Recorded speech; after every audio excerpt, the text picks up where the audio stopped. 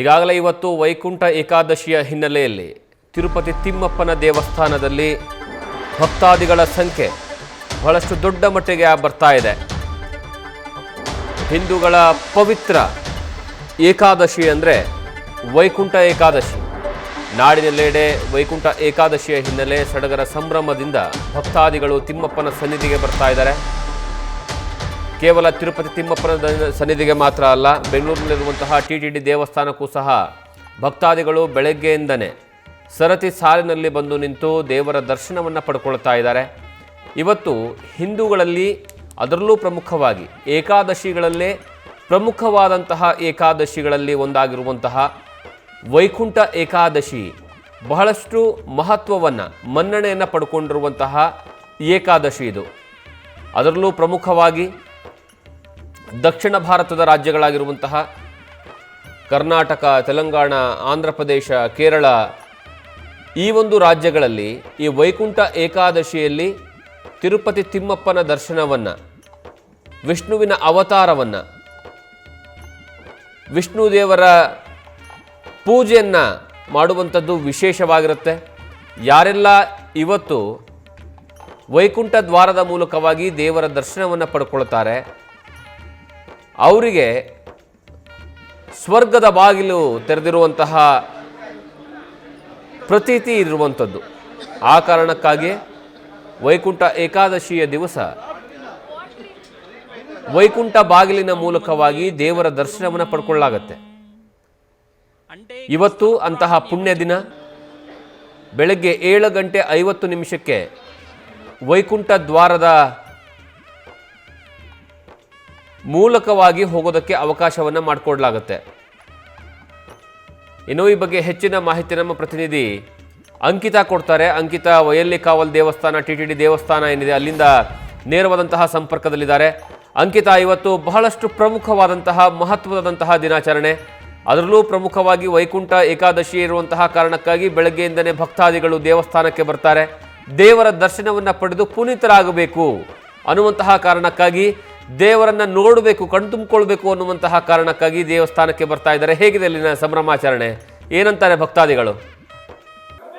ಜಗದೀಶ್, ಇವತ್ತು ವೈಕುಂಠ ಏಕಾದಶಿಯ ಸಂಭ್ರಮ ಬೆಂಗಳೂರಿನ ಮಲ್ಲೇಶ್ವರಂನಲ್ಲಿರುವಂತಹ ಟಿಟಿಡಿ ದೇವಸ್ಥಾನಕ್ಕೆ ಬೆಳಗ್ಗೆಯಿಂದಲೂ ಕೂಡ ಭಕ್ತರ ದಂಡು ಬರ್ತಾ ಇದೆ. ಸದ್ಯಕ್ಕೆ ನಾನು ದೇವಸ್ಥಾನದ ಆವರಣದಲ್ಲಿದ್ದೀನಿ. ನೀವು ನೋಡ್ತಾ ಇರ್ಬೋದು ಭಕ್ತರ ಸಂಖ್ಯೆ ಯಾವ ರೀತಿಯಾಗಿದೆ ಅಂತ ಹೇಳಿ. ಬೆಳಗ್ಗೆಯಿಂದಲೂ ಕೂಡ ಅಂದ್ರೆ ಮುಂಜಾನೆಯಿಂದಲೂ ಕೂಡ ಸಾಕಷ್ಟು ಸಂಖ್ಯೆಯಲ್ಲಿ ಭಕ್ತರು ಬರ್ತಾ ಇರುವಂತದ್ದು. ಶ್ರೀನಿವಾಸನನ್ನ ಕಣ್ತುಂಬಿಕೊಂಡು ವಾಪಸ್ ಆಗ್ತಾ ಇದ್ದಾರೆ. ಈ ಬಾರಿ ಎಲ್ಲಾ ರೀತಿಯ ಸಕಲ ಸಿದ್ಧತೆಗಳನ್ನ ಮಾಡ್ಕೊಂಡಿರುವಂತದ್ದು. ಯಾವುದೇ ರೀತಿಯಲ್ಲಿ ಬರುವಂತಹ ಭಕ್ತಾದಿಗರಿಗೆ ತೊಂದರೆ ಆಗಬಾರ್ದು ಅನ್ನೋ ಕಾರಣಕ್ಕೆ ಬೇಕಾದಂತಹ ಎಲ್ಲಾ ವ್ಯವಸ್ಥೆಗಳನ್ನ ಮಾಡ್ಕೊಂಡಿದ್ದಾರೆ. ಅದರಲ್ಲಿ ಸೀನಿಯರ್ ಸಿಟಿಜನ್ಸ್ ಹಾಗೆ ಅಂಗವಿಕಲರು ಎಲ್ಲರೂ ಕೂಡ ಇದ್ದಂತಹ ಸಂದರ್ಭದಲ್ಲಿ ಅವರಿಗೆ ಪ್ರತ್ಯೇಕ ವ್ಯವಸ್ಥೆಯನ್ನ ಕೂಡ ಮಾಡಲಾಗಿದೆ. ಸದ್ಯಕ್ಕೆ ಭಕ್ತಾದಿಗಳು ನನ್ನ ಜೊತೆ ಇದ್ದಾರೆ, ಅವರನ್ನ ಮಾತನಾಡಿಸ್ತಾ ಹೋಗೋಣ. ಮೇಡಮ್, ಹೇಗ ಅನಿಸ್ತಾ ಇದೆ ಇವತ್ತು ವೈಕುಂಠ ಏಕಾದಶಿ? ನೀವು ತುಂಬಾ ಚೆನ್ನಾಗಿ ಮಾಡಿದ್ದಾರೆ, ನೀಟಾಗಿದೆ, ಸ್ಮೂತ್ ಆಗಿ ಹೋಗ್ತಾ ಇದ್ದಾರೆ ಪಬ್ಲಿಕ್, ಏನ್ ತೊಂದರೆ ಇಲ್ಲ. ದೇವರ ದರ್ಶನ ತುಂಬಾ ಚೆನ್ನಾಗಾಯ್ತು. ಪ್ರತಿ ವರ್ಷದಂತೆ ಈ ಬಾರಿಯೂ ನೀವು ದರ್ಶನ ಮಾಡ್ತಾ ಇದ್ದೀರಾ, ಹೇಗೆ? ಪ್ರತಿ ವರ್ಷ ಬರ್ತೀವಿ. ಸೊ ಟಿಟಿಡಿ ತಿರುಪತಿಗೆ ಹೋಗೋ ಬದಲು ಇಲ್ಲೇ ಬರೋದು ಹತ್ರ, ಮನೆ ಹತ್ರನೇ ಇದೆ. ತುಂಬಾ ಚೆನ್ನಾಗಿ ಮಾಡಿದ್ದಾರೆ ಅರೇಂಜ್ಮೆಂಟ್. ಟಿಟಿಡಿ ಅವರು ತುಂಬಾ ನೀಟಾಗಿ ಮಾಡಿದ್ದಾರೆ. ಮೇಡಮ್, ಇವತ್ತು ಶ್ರೀನಿವಾಸನ ದರ್ಶನ ಪಡೆದ್ರೆ ಸ್ವರ್ಗ ಪ್ರಾಪ್ತಿ ಆಗತ್ತೆ ಅನ್ನೋ ಒಂದು ನಂಬಿಕೆ ಇದೆ. ಹೌದು, ಎಲ್ಲರೂ ಅದೇ ಹೇಳ್ತಾ ಇದಾರೆ. ಸೊ ದೇವರು ದರ್ಶನಕ್ಕೆ ಎಲ್ಲರೂ ಬಂದು ದರ್ಶನ ಮಾಡಿ, ತುಂಬಾ ಒಳ್ಳೇದಾಗತ್ತೆ. ಮೇಡಮ್, ಇವತ್ತಿನ ಟಿಟಿಡಿ ಅಲಂಕಾರ ನೋಡಿದಂತಹ ಸಂದರ್ಭದಲ್ಲಿ ನಿಮ್ಗೆ ಎಷ್ಟು ಖುಷಿ ಆಯ್ತು ಅಂತ ಹೇಳಿ? ತುಂಬಾ ಖುಷಿ ಆಯ್ತು. ನಾವು ತಿರುಪತಿಲಿ ಅಷ್ಟು ಕ್ರೌಡಲ್ಲಿ ಹೋಗೋ ಬದಲು ಇಲ್ಲೇ ಬಂದು ಮಾಡಿದ್ರೆ ಇನ್ನೂ ತುಂಬಾ ಚೆನ್ನಾಗಿರುತ್ತೆ. ಕ್ರೌಡು ಇದೆ, ಬಟ್ ಸ್ಮೂತ್ ಆಗಿ ಮಾಡಿದ್ದಾರೆ. ಮ್ಯಾನೇಜ್ಮೆಂಟ್ ತುಂಬಾ ಚೆನ್ನಾಗಿ ಅರೇಂಜ್ ಮಾಡಿದ್ದಾರೆ, ಏನು ತೊಂದರೆ ಇಲ್ಲ. ಮೇಡಮ್, ಇವತ್ತಿನ ವ್ಯವಸ್ಥೆ ಬಗ್ಗೆ ಹೇಳೋದಾದ್ರೆ ಅಂದ್ರೆ ಸೀನಿಯರ್ ಸಿಟಿಜನ್ಸ್ಗೆ ಸಪರೇಟು ಮತ್ತೆ ಅಂಗವಿಕಲರಿಗೆ ಸಪರೇಟು, ಅದ್ರ ಬಗ್ಗೆ ಹೌದು, ಅಲ್ಲಿ ಲಿಫ್ಟ್ ಪ್ರೊವೈಡ್ ಮಾಡಿದ್ದಾರೆ ಸೀನಿಯರ್ ಸಿಟಿಸನ್ಸ್ಗೆ ಮತ್ತೆ ಫಿಸಿಕಲ್ ಹ್ಯಾಂಡಿಕ್ಯಾಪ್ಟಿಗೆ. ಸೊ ಅಂತ ಅರೇಂಜ್ ಮಾಡ್ಬೋದು. Okay madam. ಭಾರತಿ ಅಂತ. ನೋಡಿ ಎಷ್ಟು ಖುಷಿ ಆಗಿದ್ದಾರೆ ಅಂತ ಹೇಳಿ. ತುಂಬಾನೇ ಹ್ಯಾಪಿ ಆಗಿರುವಂತದ್ದು ಭಕ್ತಾದಿಗಳೆಲ್ಲರೂ ಕೂಡ. ಯಾವುದೇ ರೀತಿಯಲ್ಲಿ ಸಮಸ್ಯೆ ಆಗಬಾರ್ದು, ಬರುವಂತಹ ಎಲ್ಲಾ ಭಕ್ತಾದಿಗಳಿಗೆ ಶ್ರೀನಿವಾಸನ ದರ್ಶನ ಸಿಗಬೇಕು ಅನ್ನೋ ಕಾರಣಕ್ಕೆ ಎಲ್ಲಾ ರೀತಿಯ ಸಿದ್ಧತೆಗಳನ್ನ ಮಾಡ್ಕೊಂಡಿರುವಂತದ್ದು. ಜಗದೀಶ್, ವೈಕುಂಠ ಏಕಾದಶಿಯ ವಿಶೇಷ ಏನು ಅಂದ್ರೆ, ಇವತ್ತು ಯಾರೆಲ್ಲ ವೈಕುಂಠನ ದರ್ಶನವನ್ನ ಮಾಡ್ತಾರೆ, ಅಂದ್ರೆ ವಿಷ್ಣುವಿನ ಮತ್ತೆ ತಿಮ್ಮಪ್ಪನ ದರ್ಶನವನ್ನ ಮಾಡ್ತಾರೆ, ಅವರಿಗೆ ವೈಕುಂಠದ ಬಾಗಿಲು ತೆಗೆಯುತ್ತಾರೆ ಅನ್ನುವಂತಹ ನಂಬಿಕೆ ಇದೆ, ಪ್ರತೀತ ಇದೆ. ಆ ಕಾರಣಕ್ಕಾಗಿಯೇ ಭಕ್ತಾದಿಗಳು ದೊಡ್ಡ ಮಟ್ಟದಲ್ಲಿ ಬರ್ತಾ ಇದ್ದಾರೆ. ಅದರಲ್ಲೂ ಪ್ರಮುಖವಾಗಿ ಶ್ರೀಕೃಷ್ಣನು ಅರ್ಜುನನಿಗೆ ಭಗವದ್ಗೀತೆಯಲ್ಲಿ ಈ ಮಾಸದ ಮಹತ್ವವನ್ನು ಹೇಳ್ತಾನೆ. ಪದ್ಮದ ಪುರಾಣ ಪ್ರಕಾರ ಈ ದಿನ ಮುರ ಎನ್ನುವಂತಹ ರಾಕ್ಷಸನ ಸಂಹಾರ ಆಗಿರುವಂತಹ ಕಾರಣಕ್ಕಾಗಿ ಏಕಾದಶಿ ದೇವಿ ಉದ್ಭವ ಆಗ್ತಾಳೆ. ಅವಳನ್ನ ಪೂಜಿಸಿದ್ರೆ ಮೋಕ್ಷ ಕರುಣೆ ಆಗುತ್ತೆ ಅನ್ನುವಂತಹ ನಂಬಿಕೆ ಇದೆ. ಆ ಕಾರಣಕ್ಕಾಗಿ ಇವತ್ತು ವಿಷ್ಣುವಿನ ನಾಮಸ್ಮರಣೆಯನ್ನ ಮಾಡ್ತಾ, ಪ್ರಾರ್ಥನೆಯನ್ನ ಮಾಡ್ತಾ, ದೈವಿಕ ಸಂಪರ್ಕವನ್ನ ಮಾಡ್ತಾ ಬಹಳಷ್ಟು ದೊಡ್ಡ ಮಟ್ಟದಲ್ಲಿ ಭಕ್ತಾದಿಗಳು ದೇವರ ದರ್ಶನವನ್ನ ಮಾಡ್ತಾರೆ. ಪುರಾಣಗಳ ಕಥೆಗಳ ಪ್ರಕಾರ ಒಮ್ಮೆ ವಿಷ್ಣು ನರಕಾಸುರ ಅನ್ನುವಂತಹ ರಾಕ್ಷಸನನ್ನ ಸಂಹಾರವನ್ನ ಮಾಡ್ತಾನೆ. ಬಳಿಕ ನಾನು ಯಾವ ದಿನದಂದು ವೈಕುಂಠದ ಬಾಗಿಲನ್ನ ತೆರೆಯುತ್ತೇನೋ ಆ ದಿನ ಭೂಮಂಡದಲ್ಲಿ ಉಪವಾಸ ಮಾಡುವಂತಹ ಮನುಷ್ಯ ವೈಕುಂಠಕ್ಕೆ ಬರೋದಕ್ಕೆ ಅರ್ಹನಾಗಿರ್ತಾನೆ ಅನ್ನುವಂತಹ ನಂಬಿಕೆ ಇದೆ. ಇದು ಮೋಕ್ಷದ ಸಂಕೇತ, ಇದು ಅಂತರಂಗದ ಶುದ್ಧಿಯ ಕಥೆ. ಆ ಕಾರಣಕ್ಕಾಗಿ ಹಿಂದೂ ಸಂಪ್ರದಾಯಗಳಲ್ಲಿ, ಪುರಾಣದಲ್ಲಿ ಈ ದಿನಕ್ಕೆ ವಿಶೇಷವಾದಂತಹ ಮಾನ್ಯತೆ ಇದೆ. ಇನ್ನು ಪುರಾಣಗಳ ಪ್ರಕಾರ ಈ ದಿನ ಭಗವಂತನು ಭಕ್ತರಿಗೆ ನೇರವಾಗಿ ಅನುಗ್ರಹಿಸ್ತಾನೆ ಅನ್ನುವಂತಹ ನಂಬಿಕೆ ಸಹ ಇದೆ.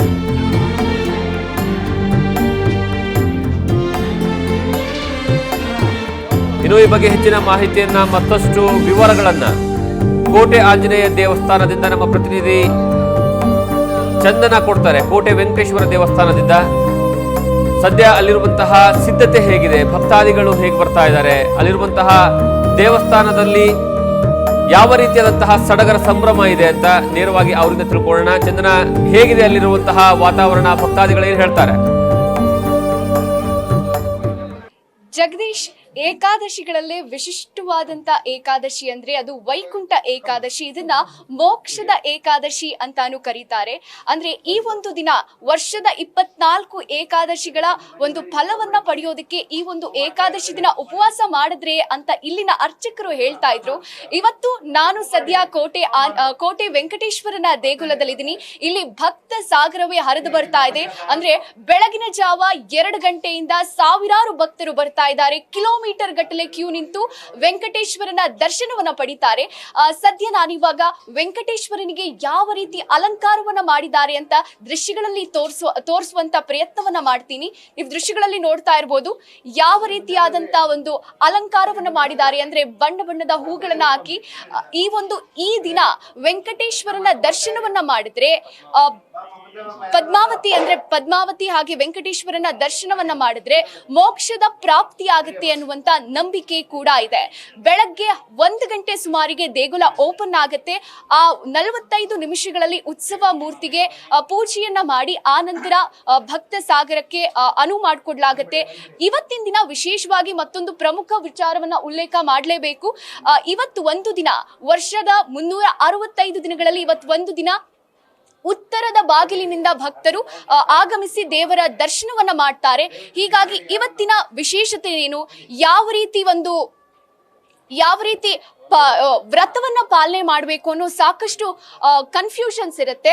ಹೀಗಾಗಿ ಭಕ್ತರು ಒಂದು ನೇರವಾಗಿ ಉಪವಾಸವನ್ನ ಇದ್ದು, ಇವತ್ತು ಉಪವಾಸ ಇದ್ರೆ ನಿಜಕ್ಕೂ ಅಷ್ಟು ಏಕಾದಶಿಗಳ ಒಂದು ಪ್ರತಿಫಲ ಅವರಿಗೆ ಸಿಗತ್ತೆ ಅನ್ನೋ ನಂಬಿಕೆ ಕೂಡ ಇದೆ.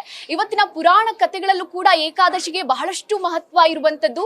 ಈ ದಿನ ವೆಂಕಟೇಶ್ವರ ಸ್ವಾಮಿ ವೈಕುಂಠದ ಬಾಗಿಲನ್ನ ತೆರೀತಾರೆ. ಈ ದಿನ ಯಾರೆಲ್ಲ ನಮ್ಮನ್ನ ಅಗಲಿದ್ರೆ ಅವರು ನೇರವಾಗಿ ವೈಕುಂಠಕ್ಕೆ ಹೋಗ್ತಾರೆ ಅನ್ನೋ ನಂಬಿಕೆ ಕೂಡ ಇದೆ. ಹೀಗಾಗಿ ಹಿಂದೂಗಳಿಗೆ, ಅದರಲ್ಲೂ ಪ್ರಮುಖವಾಗಿ ಹಿಂದೂಗಳಿಗೆ ಈ ಒಂದು ವೈಕುಂಠ ಏಕಾದಶಿ ಪ್ರಮುಖ ಪಾತ್ರವನ್ನ ವಹಿಸುತ್ತೆ.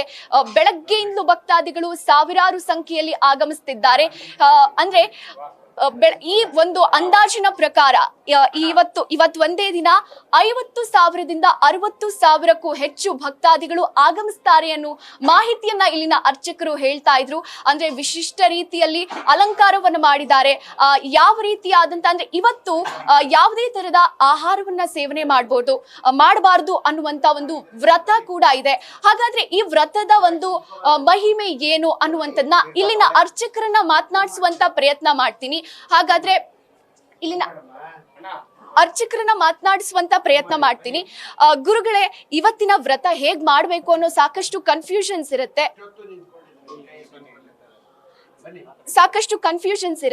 ಅಂದ್ರೆ ಇವತ್ತು ಹೇಗೆ ಜನರು ವ್ರತವನ್ನ ಆಚರಣೆ ಮಾಡ್ಬೇಕು? ಇವತ್ತಿನ ದಿನ ವೈಕುಂಠ ಏಕಾದಶಿ ಅಂದ್ಬಿಟ್ಟು ಹೇಳ್ತೀವಿ, ಮೋಕ್ಷದ ಏಕಾದಶಿ ಅಂದ್ಬಿಟ್ಟು ಹೇಳ್ತೀವಿ ನಾವು. ಈ ವೈಕುಂಠ ಏಕಾದಶಿ ದಿನ 24 ಏಕಾದಶಿಗಳು ಬರ್ತವೆ ವರ್ಷದಲ್ಲಿ. ಅದರಲ್ಲಿ 23 ಏಕಾದಶಿಗಳು ನಾವು ವ್ರತ ಮಾಡಿ ಎಷ್ಟು ಮಾಡ್ತೀವೋ ಫಲ ಬರುತ್ತೋ ಅದಷ್ಟು ಸೇರಿ ಒಂದೇ ಫಲ ಈ ವೈಕುಂಠ ಏಕಾದಶಿ ದಿನ ವ್ರತ ಮಾಡಿದ್ರೆ ಫಲ ಬರುತ್ತೆ ಅಂತ ಶಾಸ್ತ್ರದಲ್ಲಿ ಹೇಳುತ್ತೆ. ಎರಡನೇದಾಗಿ ಈ ವೈಕುಂಠ ಏಕಾದಶಿಯಿಂದ ನಾವು ಏಕಾದಶಿನ ಹೇಗೆ ಪಾಲನೆ ಮಾಡಬೇಕು ಅಂತಂದರೆ ಸೂರ್ಯೋದಯದಿಂದ ಸೂರ್ಯೋದಯವರೆಗೂ ನಾವು ವ್ರತ ನಿಷ್ಠೆಯನ್ನು ಇರಬೇಕು. ಹೇಗೆ ಅಂತಂದರೆ ಅಕ್ಕಿಲಿ ಮಾಡಿರ್ತಕ್ಕ ಅನ್ನವಾಗಲಿ ಅಥವಾ ಯಾವುದೇ ವಿಧವಾಗಿರ್ತಕ್ಕಂಥದ್ದು ಅಕ್ಕಿ ಮಾಡಿರ್ತಕ್ಕಂಥ ಪ್ರಸಾದ ತೊಗೋಬಾರ್ದು. ಮತ್ತು ನಿರಾಹಾರವಾಗಿರಬೇಕು, ನಿರ್ಜಲವಾಗಿರಬೇಕು. ವ್ಯಾಧಿ ಏನಾದರೂ ವಯಸ್ಸಾಗಿದ್ದರೆ ನಾವು ಅದನ್ನು ಬಿಟ್ಟು ನಾವು ಅದಕ್ಕೆ ಏನು ಬೇಕೋ ಅದು ವ್ಯಾಧಿಗೆ ಬೇಕಾಗಿರ್ತಕ್ಕಂಥ ಔಷಧಿ ತೊಗೊಳ್ಳೋದ್ರಿಂದ ಅದಕ್ಕೇನು ಬೇಕೋ ಅದನ್ನು ಮಾತ್ರ ತೊಗೋಬೋದು ಅಷ್ಟೇ ವಿನಃ ಮಿಕ್ಕಿದ್ದನ್ನು ತಿನ್ನಬಾರ್ದು ಅಂತ ಶಾಸ್ತ್ರ ಹೇಳುತ್ತೆ.